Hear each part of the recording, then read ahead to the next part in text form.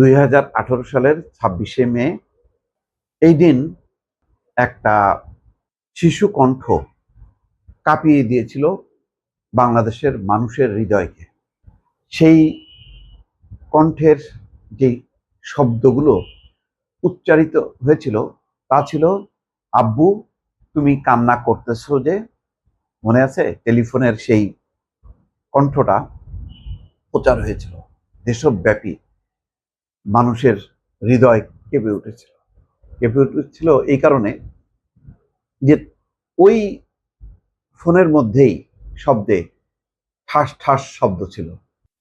তার মানে ফোনটা অন ছিল।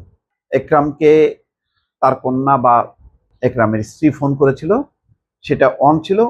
অপর প্রান্তে একরামের ফোনটাও অন ছিল। দুই প্রান্তের অন থাকাতে শব্দগুলো পরিষ্কারভাবে ভেসে উঠছিল। তারপরে দেশব্যাপী একেবারে হইচই। অথচ এই একরামুল হক ছিল যুবলীগের এক নেতা।